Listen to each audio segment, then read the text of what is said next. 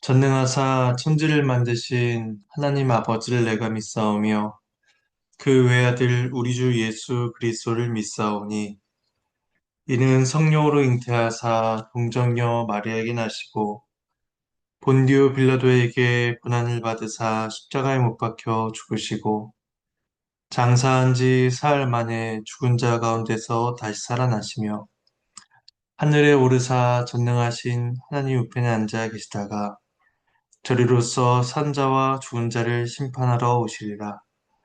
성령을 믿사오며 거룩한 공예와 성도가 서로 교통하는 것과 죄를 사해 주시는 것과 몸이 다시 사는 것과 영원히 사는 것을 믿사옵나이다.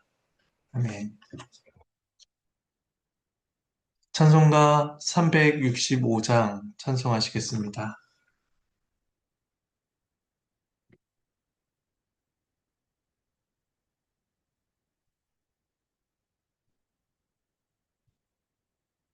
365장 1절과 4절을 찬송하겠습니다.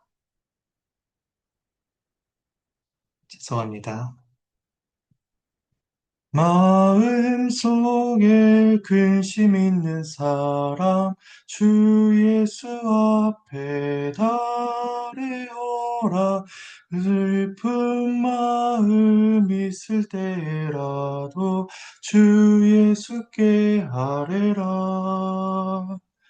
주 예수 앞에 달래어라. 주리의 친구니 무엇이나 근심하지 말고 주 예수께 아뢰라.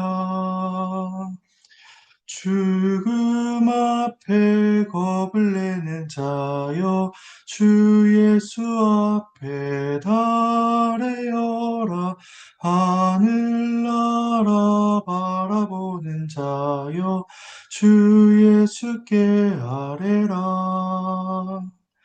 주 예수 앞에 달래어라. 주리의 친구니 무엇이나 근심하지 말고 주 예수께 아뢰라. 잠시 기도하시겠습니다. 하나님의 은혜에 감사를 드립니다. 이 시간 역대하 말씀을 함께 읽으며 주님의 뜻을 구합니다. 이 시간 우리를 깨우쳐 주시고 주의 뜻을 분별하여 우리의 믿음과 삶에 적용하도록 도와주시옵소서. 감사를 드리옵고 예수님의 이름으로 기도드립니다. 아멘. 예, 오늘 함께 보실 말씀은 역대하 6장입니다. 역대하 6장 26절에서 42절까지 말씀입니다. 예, 함께 주의 말씀을 나누겠습니다. 하나님은 성전에서 이스라엘을 만나주시며 그들의 기도를 들어주십니다. 언약 백성들이 하나님의 성전에서 또는 하나님의 성전을 향해서 기도할 때에 하나님께서 그들의 기도를 들어주시는 것입니다. 오늘은 솔로몬의 7가지 기도 중 3번째 기도부터 7번째 기도까지 기술되고 있습니다. 이 시간 우리의 기도를 들으신 하나님께서 우리에게 은혜 베풀어 주시기를 기원합니다. 먼저 26절과 27절 말씀을 봉독하겠습니다. 만일 그들이 주께 범죄함으로 말미암아 하늘이 닫히고 비가 내리지 않는 주의 벌을 받을 때에 이곳을 향하여 빌며 주의 이름을 인정하고 그들의 죄에서 떠나거든. 주께서는 하늘에서 들으사 주의 종들과 주의 백성 이스라엘의 죄를 사하시고 그 마땅히 행할 선한 길을 가르쳐 주시오며 주의 백성에게 기업으로 주신 주의 땅에 비를 내리지옵소서. 하나님의 말씀입니다. 이제 3번째 기도는 백성들이 범죄함으로 가뭄이 들어 하나님께 기도할 때에 하나님이 그들을 용서하시고 비를 내려주시기를 간구하는 내용입니다. 이스라엘은 산지로 구성되어 있어 건기와 우기에 적절한 비가 내리지 않는다면 농사가 불가능한 지역입니다. 그래서 이른 비와 늦은 비는 하나님의 복으로 상징되며 반대로 비가 내리지 않는 상황은 하나님의 저주를 받는 것을 의미합니다. 신명기 28장 24절은 여호와께서 비 대신에 티끌과 모래를 내려 마침내 너를 멸하리라 하시며 언약적 저주를 선언하십니다. 그러므로 가뭄을 겪게 되었을 때 백성들은 자신의 죄를 깨닫고 회개하여 하나님의 긍휼을 구해야만 하는 것이죠. 그러면 하나님은 백성들의 죄를 사하실 것입니다. 그리고 그뿐만이 아닙니다. 그들에게 선한 길을 가르쳐 주셔서 이전과는 다른 순종의 삶을 살게 하실 것이며 하나님의 복을 경험하게 하실 것입니다. 이처럼 하나님의 은혜는 회개하며 긍휼을 구하는 자에게 하나님께서 풍성히 베풀어질 것임을 이제 솔로몬은 이 기도를 통해서 이제 기도하고 있습니다. 이어서 28절에서 31절은 네 번째 강구의 내용입니다. 만일 이 땅에 기근이나 전염병이 있거나 곡식이 시들거나 깐부기가 나거나 메뚜기나 황충이 나거나 적국이 와서 성읍들을 에워싸거나 무슨 재앙이나 무슨 질병이 있거나를 막론하고 한 사람이나 혹 주의 온 백성 이스라엘이 다 각각 자기의 마음에 재앙과 고통을 깨닫고 이 성전을 향하여 손을 펴고 무슨 기도나 무슨 간구를 하거든 주는 계신 곳 하늘에서 들으시며 사유하시되 각 사람의 마음을 아시오니 그의 모든 행위대로 갚으시옵소서. 주만 홀로 사람의 마음을 아심이니이다. 그리하시면 그들이 주께서 우리 조상들에게 주신 땅에서 사는 동안에 항상 주를 경외하며 주의 길로 걸어가리이다. 하나님의 말씀입니다. 네 번째 기도는 다양한 재난을 겪을 때에 백성들이 회개하며 기도하거든 하나님께서 응답해 주시기를 바라는 기도입니다. 앞서 세 번째 기도에서 가뭄 하나를 두고 기도했다면 여기서는 기근, 전염병, 농작물의 병충해, 이방인의 침입, 재앙, 질병 이런 다양한 상황들을 두고 기도합니다. 이 역시도 율법을 순종하지 않았을 때 겪게 될 저주의 그런 징계들로서 신명기 28장이나 아모스 4장 등에서 이것을 확인할 수가 있습니다. 하지만 하나님께서 이러한 재앙들을 내리시는 까닭은 백성들이 자신들의 죄를 깨닫고 죄로부터 돌이키게 하시기 위함이었습니다. 그래서 백성들이 율법의 저주로 인해 어떠한 재앙을 받고 있다라고 한다면 그 재앙의 종류가 무엇이든지를 막론하고 하나님 앞에 회개하며 하나님의 성전을 향해서 은혜의 기도를 구해야만 하는 것입니다. 그들이 죄에서 돌이켜 회개한다면 하나님은 그들의 죄를 역시 용서하실 것입니다. 그러므로 그들에게 중요한 것은 진실한 회개였습니다. 하나님은 각 사람의 마음과 중심을 아시는 분이시기에 각 사람은 자신의 진실된 마음을 가지고 용서의 기도를 올려야만 하는 것입니다. 그래서 31절은 회개의 결과를 보여줍니다.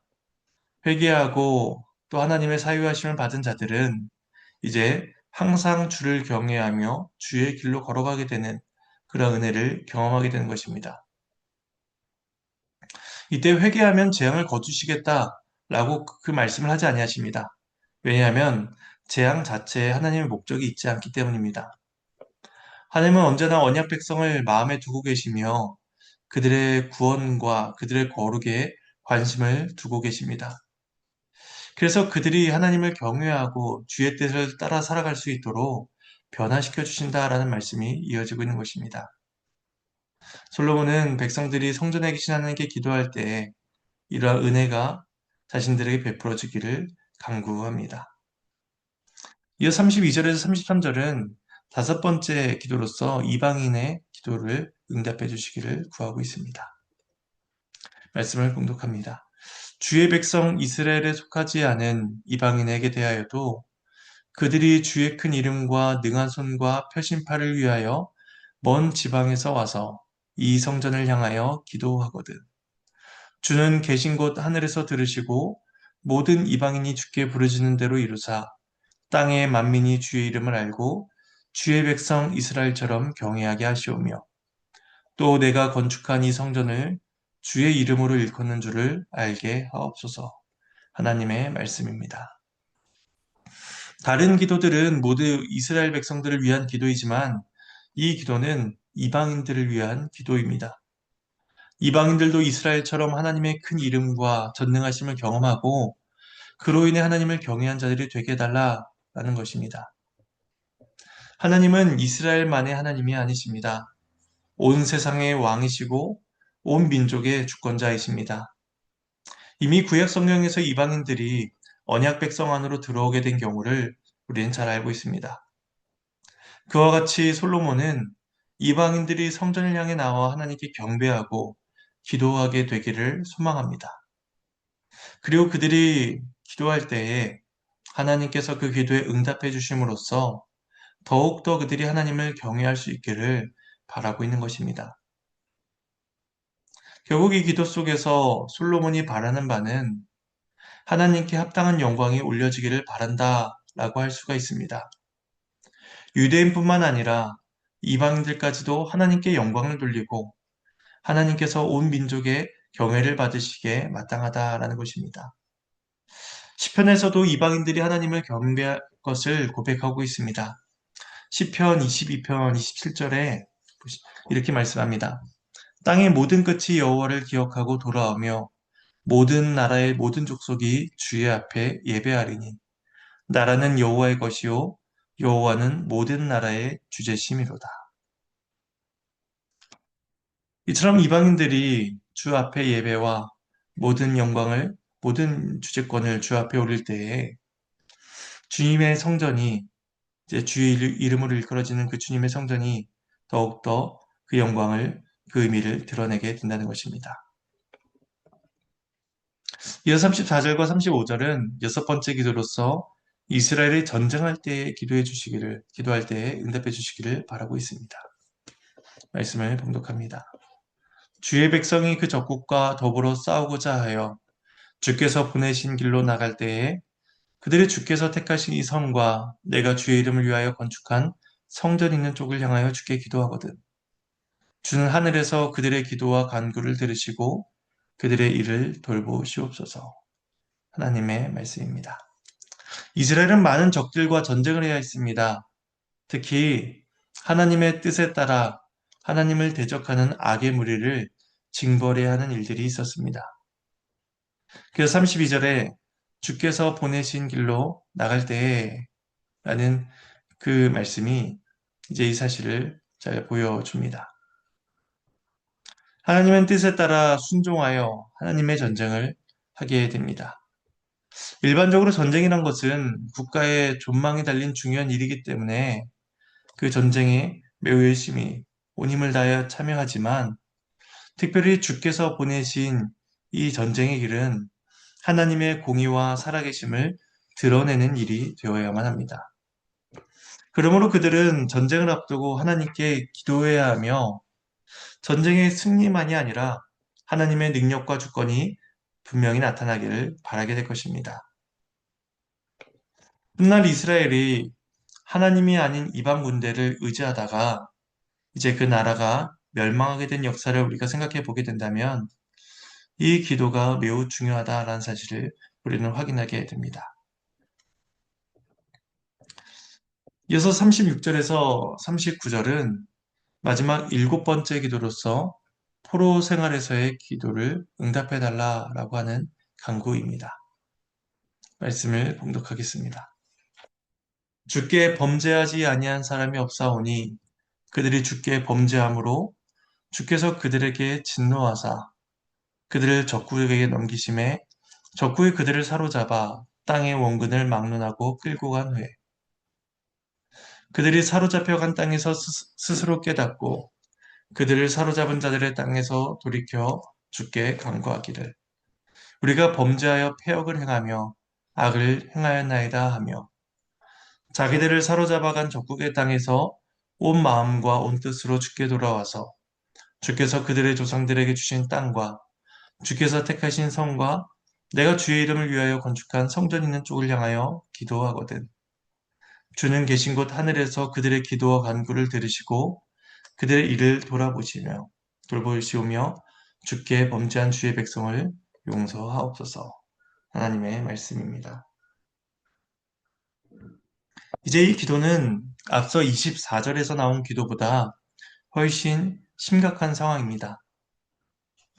24절에서는 주의 백성이 패배할 경우를 두고 기도하고 있는데 이 기도에서는 나라의 패망과 포로된 처지에 대해서 언급을 하고 있기 때문입니다. 하나님의 징계로 인한 나라의 멸망은 이스라엘에게 완전한 소망이 끊긴 것이나 다름이 없었습니다.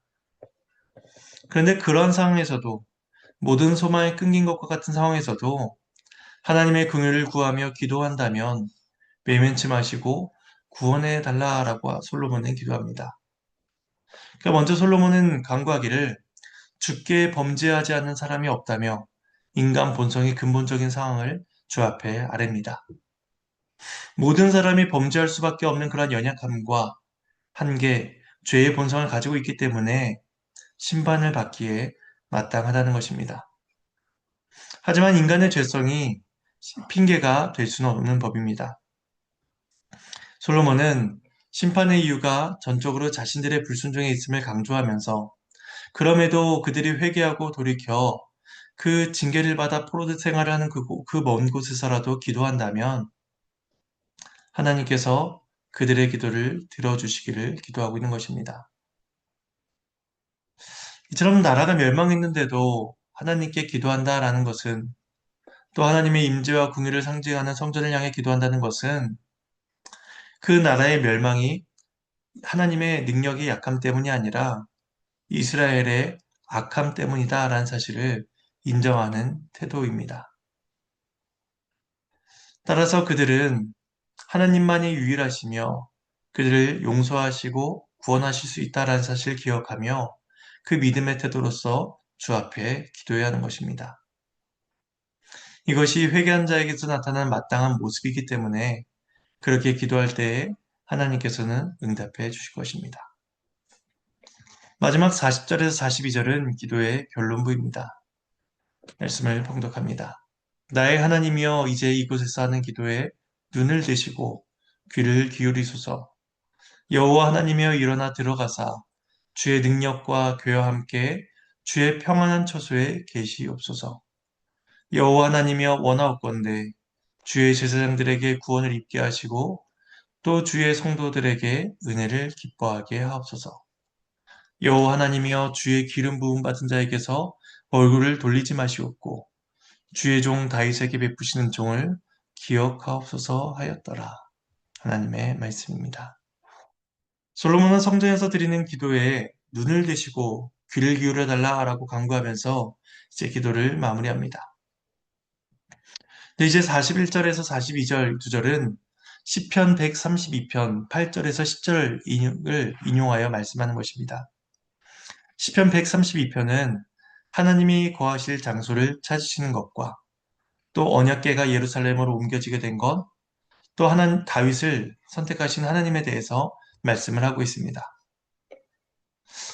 따라서 본문에서 솔로몬이 이 시편 132편으로 기도를 마무리하는 것은 그가 성전 건축을 다윗 언약의 그 결과로서 이해하고 있다는 사실을 보여줍니다. 근데 이 내용은 병행 본문이 열왕기상 8장 51절, 53절과는 조금 다른 것을 보게 됩니다. 왜냐하면 열왕기상에서는 다윗 언약의 관점이 아니라 모세와 맺으신 그 시내산 언약의 관점에서 기술하고 있기 때문입니다. 이것은 열왕기서가 이스라엘의 정체성이 언약 백성으로서 하나님의 율법을 순종해야 한다라는 것을 강조하고 있다면 반면에 역대기는 바벨론 포로에서 돌아온 백성들이 다윗 언약을 기억하고 하나님의 은혜를 구해야 한다라는 것을 강조하고 있기 때문이다라고 볼 수가 있습니다. 이제 말씀을 정리하겠습니다.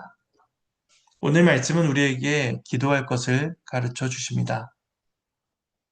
이스라엘 백성들은 어떠한 상황에서도 또 그들이 징계와 심판을 받는 상황에서도 하나님의 은혜를 구하며 기도해야 했습니다. 그러면 하나님께서 그들의 기도를 응답해 주실 것입니다. 이스라엘이처럼 성전을 통해 누렸던 기도의 은혜보다 우리는 더 확실하고 더 분명한 기도를 할 수 있습니다. 우리는 예수님께서 행하신 그 사역에 근거하여 예수 그리스도의 이름으로 기도를 합니다. 그리고 성령 하나님의 함께 하심에 의지하여 기도를 합니다. 이런 점을 우리는 기억하면서 모든 문제와 필요들, 간구의 내용들을 늘 하나님 앞에 가지고 내어놓아야 할 것입니다. 그럴 때 기도하는 기쁨과 응답받는 은혜가 저와 여러분의 삶 가운데 있게 될 것입니다. 이 은혜가 오늘도 저와 여러분의 삶 가운데 있기를 간절히 소망합니다. 이 시간 주님께서 가르쳐 주신 기도로 마치겠습니다. 하늘에 계신 우리 아버지여, 이름이 거룩히 여김을 받으시오며 나라가 임하시오며 뜻이 하늘에서 이루어진 것 같이 땅에서도 이루어지이다. 오늘 우리에게 일용할 양식을 주시옵고 우리가 우리에게 죄 지은 자를 사여 준 것 같이 우리 죄를 사여 주시옵고 우리를 시험에 들게 하지 마시옵고 다만 악에서 구하시옵소서. 나라와 권세와 영광이 아버지께 영원히 있사옵나이다. 아멘.